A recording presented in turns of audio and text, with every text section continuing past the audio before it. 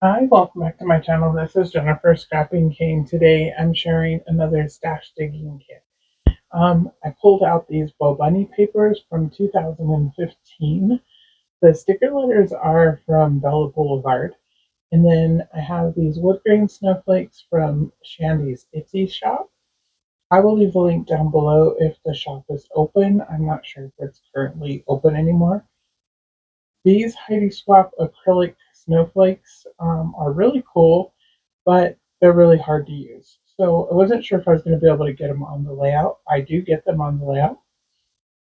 These Bo Bunny rub-ons, I wasn't sure if they were going to work or not because they're out of the packaging. Usually I keep the rub-ons in the packaging, but these ones were already out. I believe these ones are from probably around the same time, 2013.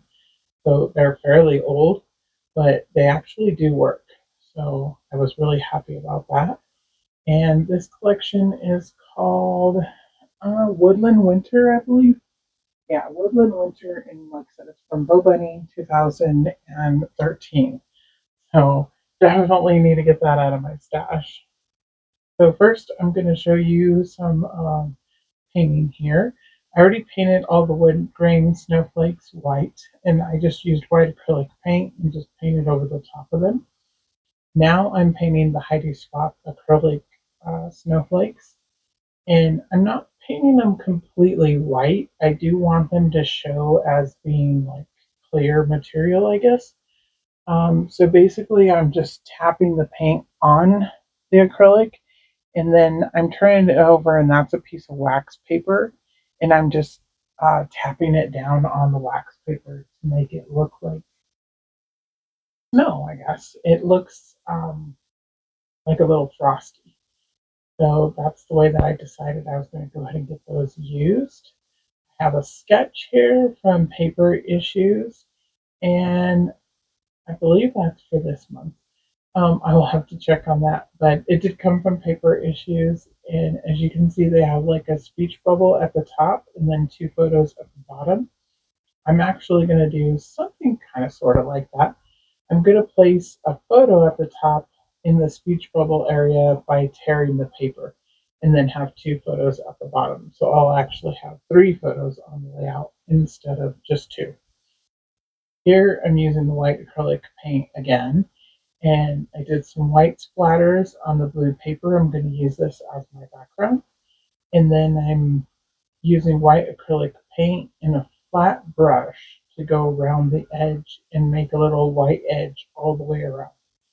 So instead of doing this like how you would do it, or how some people do it, with by distressing it by using your scissors or a distressing tool, I'm doing it with white acrylic paint all around the edge. I'm going to map both of my photos in the papers, and this one here, or two of the photos, the two I cut down kind of sort of to squares. They're not quite 4x4. One of them's a little bit smaller than a 4x4, and the other one is probably like 4 1/4 and 4 1/4. So they were originally 4x6s. Like I've said before, a lot of my older son's photos are already printed. So I would like to use them versus reprinting them and doing it over. So that's what I did here, is just make them work. And I'm distressing the edges of the photo mat. That's why I placed them on white cardstock, because obviously the snow is white. There's really no reason to do white cardstock borders, except for when I distress them, then it makes it look a little bit more dimensional. And I don't really care to distress my actual photos, even though these ones are digital photos and I can reprint them. I just decided to put them on white cardstock and distress the white cardstock instead of the actual photo. And that's just a personal preference. So all my photos are matted, my paper is dry, and I'm trying to decide where I'm going to actually place the photo at the top, and then I'm going to cut the edges of it and get it painted also. So, sorry, losing my train of thought here.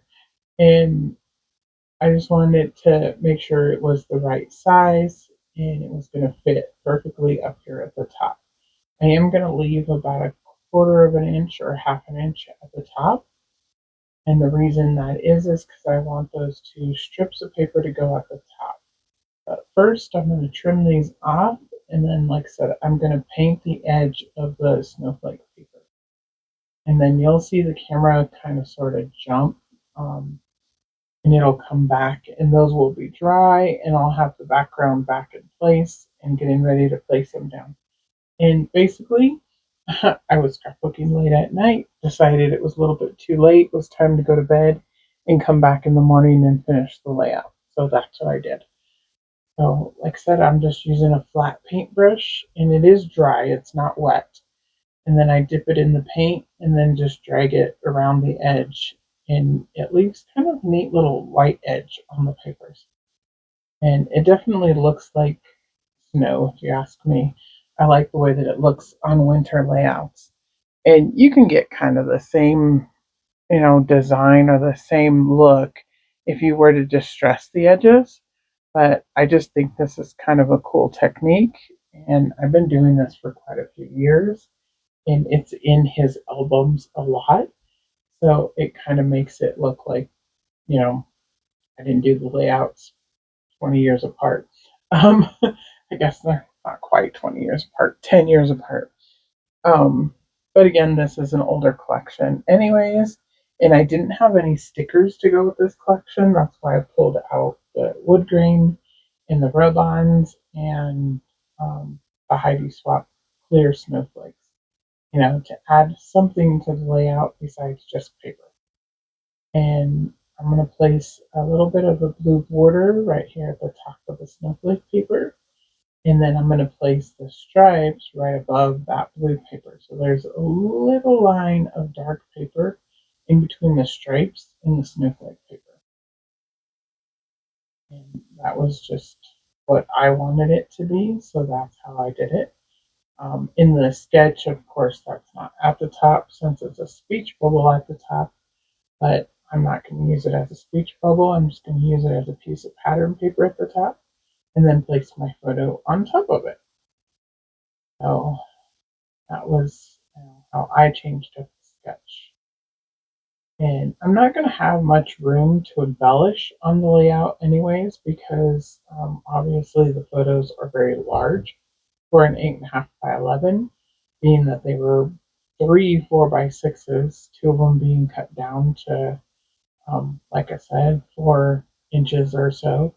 And then the top photo is, I believe, 3.5 by 5.25 or so. Um, so it was also trimmed down so that it would fit on the layout a little bit better. Here, I'm just gonna put my photos down. This one here, I'm gonna tuck at the top. And then this one, I'm gonna place at the bottom. And he's not doing anything except for he was trying to climb through the snow and obviously was not going to make it very far considering it was pretty much up to his waist. Um, as you can see in the top photo, if you look closely in the close-ups, you can see how tall the snow or how deep the snow actually is.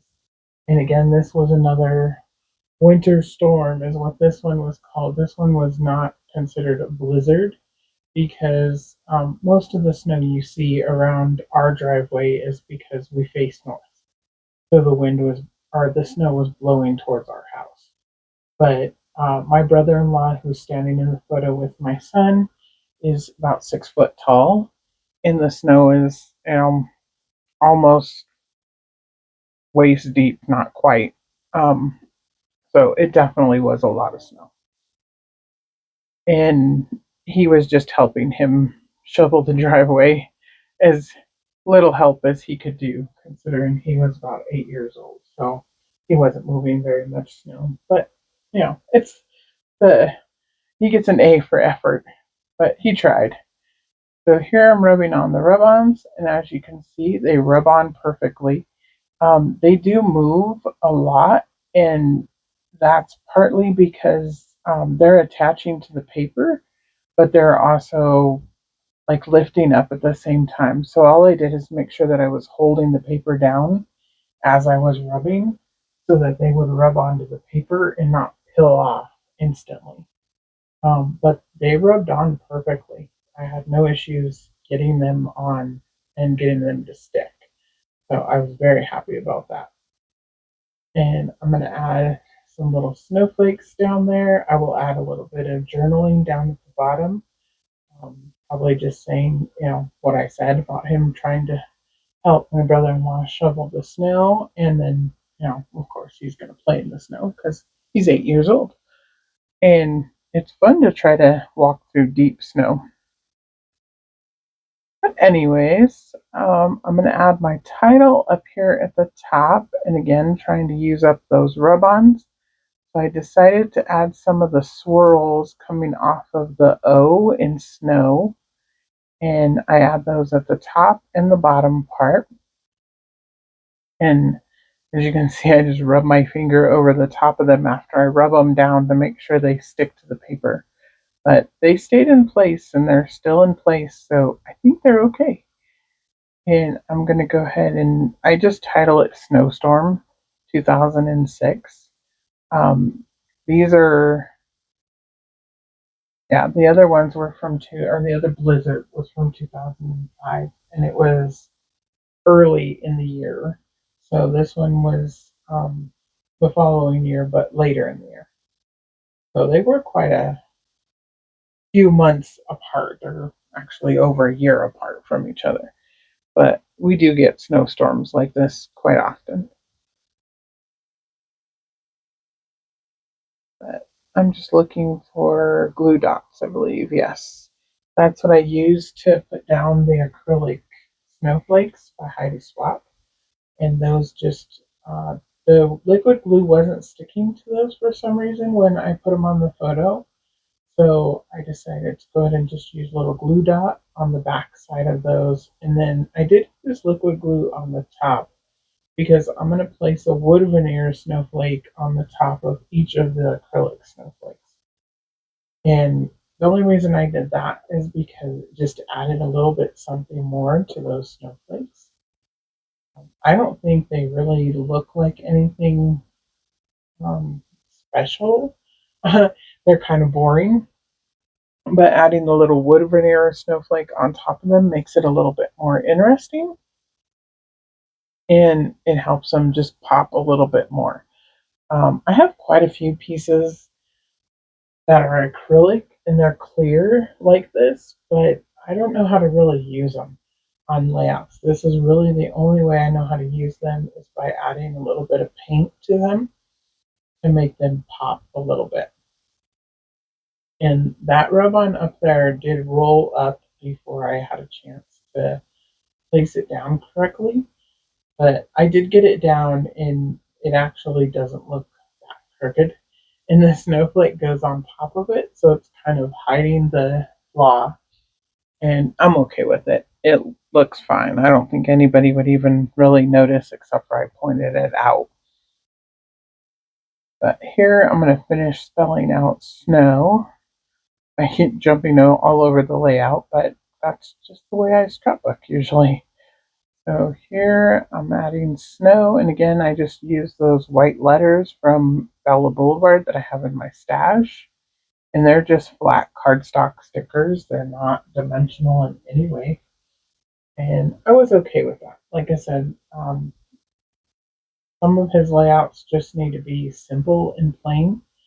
One, because I don't want to add any more bulk to his albums, and I really don't think I can add any more like page protectors to his albums because all of his pictures are already in the albums set. They're just ready for me to scrapbook them.